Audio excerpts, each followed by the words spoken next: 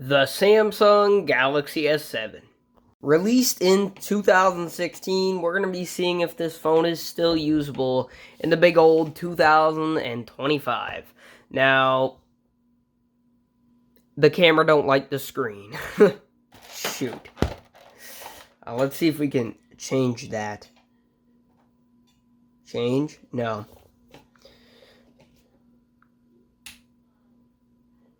There. That fixes it. Anyways, as you can see, it's an old phone. We do get glass on the back, which is nice. You know, one camera.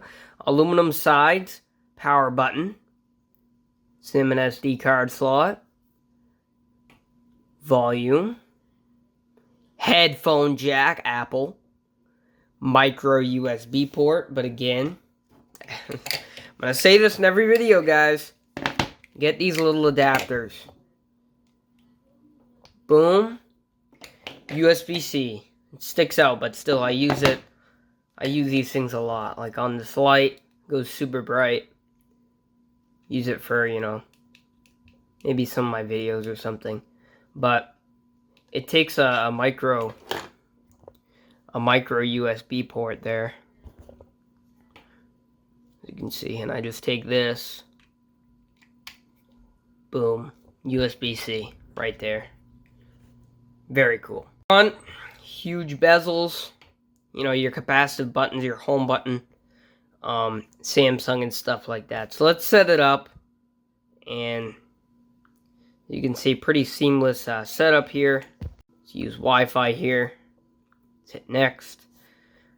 Let me connect. Vibration motor, very good. It's a, you know, flagship, but it's old, so yeah.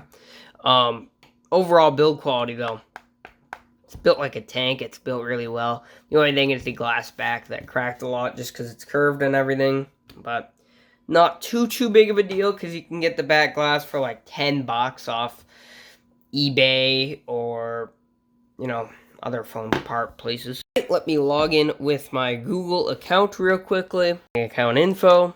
It's asking me about backups. And let's set up the fingerprint sensor. Now, you may ask, where's the fingerprint sensor? I don't see it unless that is the fingerprint sensor. It's definitely not on the power button. Actually, it's in the front. This is back in the day, you know, when you had the front-facing fingerprint sensors, kind of what you see, you know, on the iPhone SEs of nowadays. So let's actually go ahead and set that up. Add a super secure pin.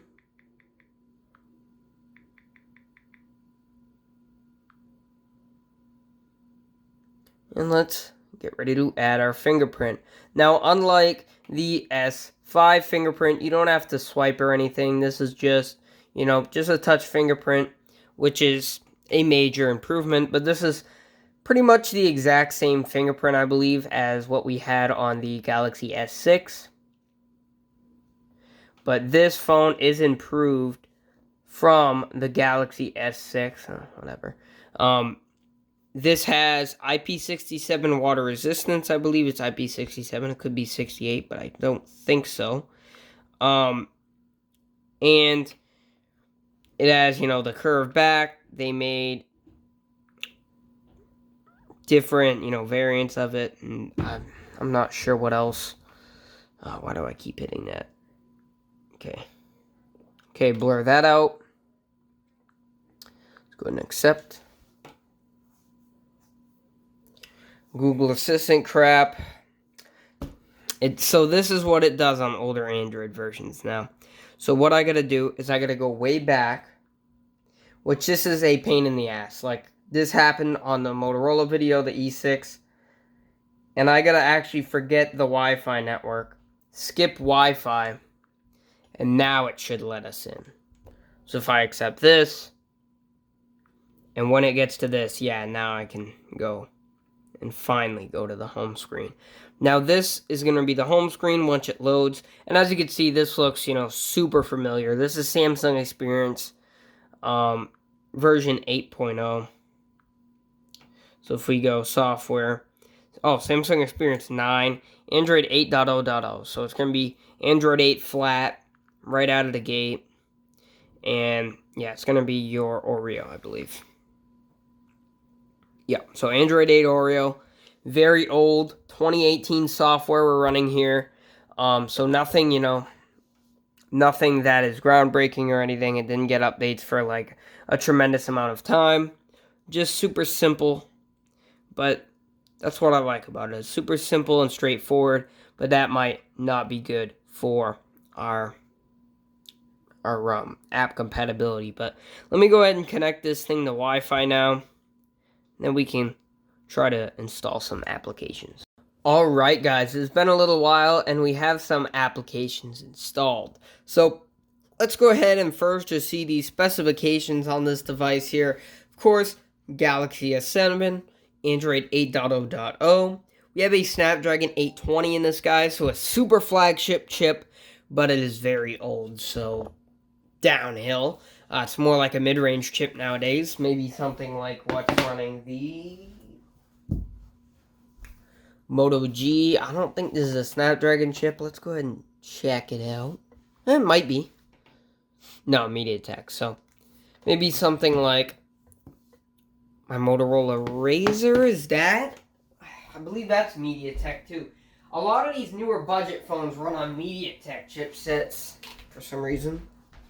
Let's look at this. Yeah, MediaTek, dude. And this is a mid-range. MediaTek sucks. But anyways, this runs fine for what I need it to do. There. 1440p, 60 hertz, 5-inch display. Super nice. So we actually have different modes we can switch to. Such as high performance mode. You can turn that off by clicking a button. And you can go into settings and adjust in display what resolution. So you could do 720p, 1080p, or 1440. So super cool. If you put it automatically to high performance, it's going to make it Quad HD, which is 1440. Let's do that just so we can get the maximum performance out of this phone. Back here, we have 4 gigabytes of RAM and 64 gigabytes, or no, 32 gigabytes of storage. So 4 gigs of RAM isn't bad. That's something you'd be seeing in like something like the Moto G or the Galaxy. Or the Galaxy A16 5G. You're going to be seeing 4 gigs of RAM in this. So something along those lines. So not terrible, especially for 2016. But 32 gigabytes of storage is pretty unusable today. So that's not great, but you do get micro SD cards expansion.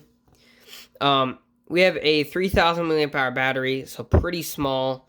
And you're not going to find one that has very low charge cycles. This actually has really low charge cycles for being this old.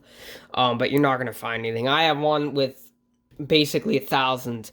It's 980 something, so almost 1,000 charge cycles. Crazy. I don't know what's going on, but that one with 1,000 charge cycles still running strong. Like the battery life is great, so I don't get it. But charging options are pretty good. Again, micro USB, but you do have wireless charging on this guy, so that's a big plus. So you can do that. Let's actually demonstrate. On this wireless charger, I'm not sure if it works. It's like one of these 3-in-1 things. It says output of 15. So let's see what this thing's max wireless charge is going to be. If this thing works. It does.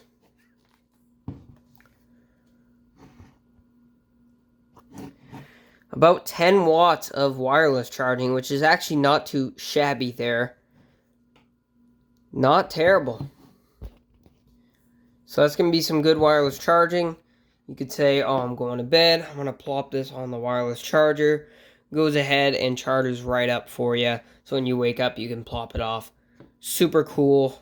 This is actually a pretty nice wireless charger. It can charge your earbuds. Let's see if I have any earbuds here. Some AirPods.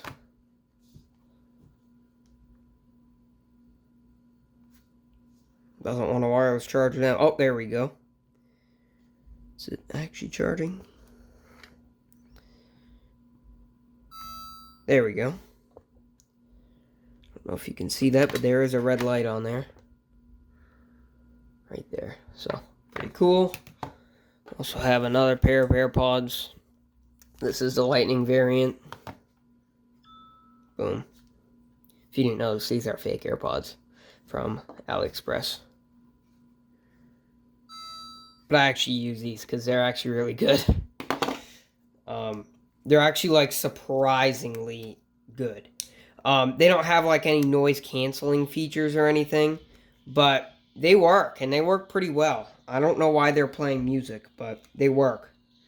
But they wear out very fast. Like, they wear out incredibly fast for no reason. Well, for a reason, just because they're very cheap. I think I paid like $20 for these, free shipping, so yeah, that's what they look like. But as you can see, it's wore out, so. But it does wireless charge, so pretty cool. When it wants to. These, like, right on. Boom.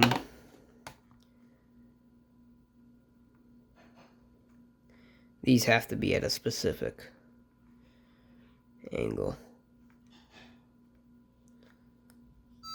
There. Anyways, let's get back on track. Let's get rid of these AirPods. Put these in my pocket.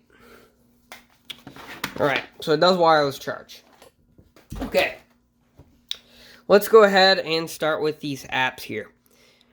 Clear RAM and Facebook. Loads right up. Very, very choppy here.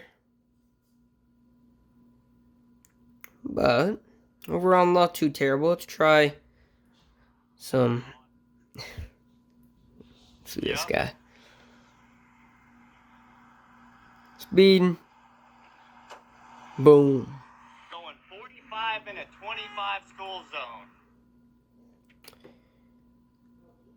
So, overall, pretty good with Reels.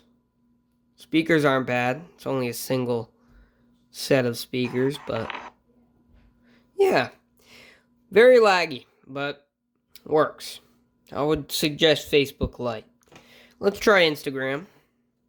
Me, I don't use Instagram, but it does work if you need it to work. As you can see, a little stuttery here.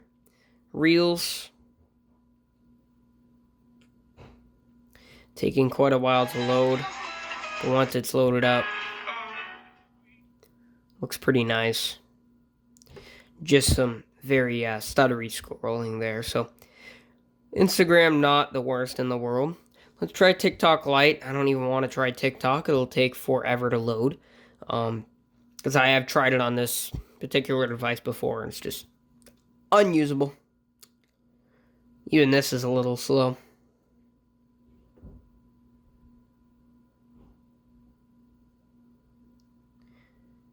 Okay, gas powered underwear, perfect. Actually, super smooth scrolling. All it is AI. It's all it is. But yeah, blur that, but pretty good.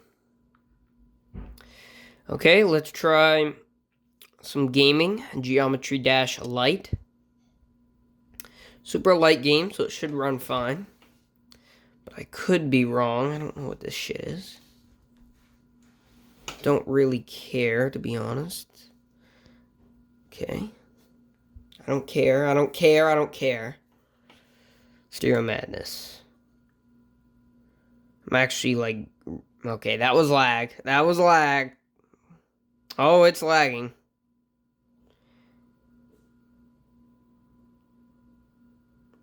Okay, it looks like it freed up. Not that far behind. I noticed on like... I just suck. I noticed on like some of the older budget phones it was pretty behind. This isn't as bad. It's a little bit compared to like 120 hertz phones of nowadays, but it's not terrible. For being 60 hertz, it's pretty reasonable. Really, this phone you don't notice at 60 hertz just because it's just so slow and laggy to scroll that you think it's just 2 hertz or something. Oh shit. yeah, it's just unbelievably laggy to scroll. You don't even notice it's 60 hertz. Overall, 60 hertz. It doesn't bother me unless it's like on the Pixel 6a or the iPhone 12 and stuff. The iPhones are not good with hertage. They just feel 60 hertz. If I take a Samsung A15 or something, I put that guy on 60 hertz. It's not gonna feel too bad, but it's just not as good as 120 and 90. It's just so much better, but I could live with it, I'm saying. The Pixel 6a is just unbearable. Super laggy 60 hertz screen. It's not the processor. Processor can handle it like crazy. It's a very good processor, the Google Tensor. A lot of people are against it, but I think it's pretty nice. And overall, it's just a bad 60 hertz. It's super stuttery. It's super laggy. Feels like 30 hertz. So that phone, I'll give that the worst 60 hertz feeling phone. Like newer phone, not older, because there's a lot of bad 60 hertz screens out there. But yeah. Will I win this? I doubt it.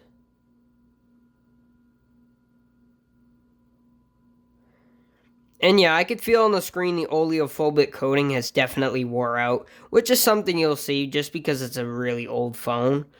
But it still works. I mean, it's just like having a newer budget phone. Like, not that new. Oh, shit. Not that new because, of course, they're putting nice oleophobic coatings on budget phones now, but I mean, like, Galaxy A01. Let's try Asphalt 8. We're just going to do the practice mode on this just because I don't want to wait for it to download. Loading up super quickly.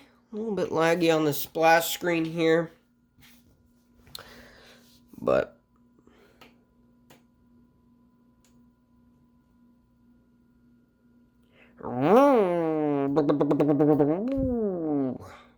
whoa, not laggy. It actually looks really nice. A little bit stuttery here and there, but no huge lag spikes like we've seen on some of the, like the Galaxy A03s, huge lag spikes on there. This is a very old game. I think it was released around when this phone came out, around 2018 maybe. Just running great so far, though.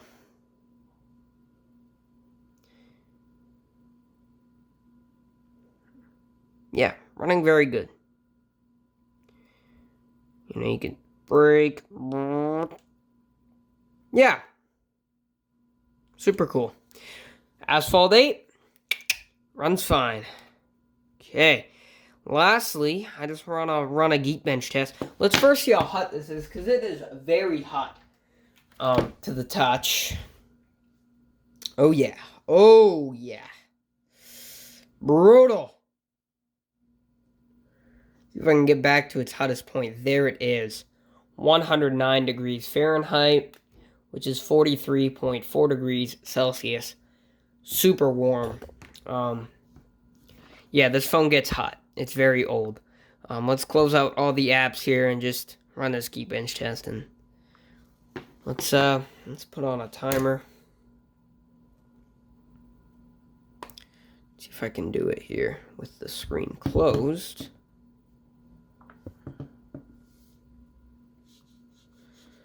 Okay, and run.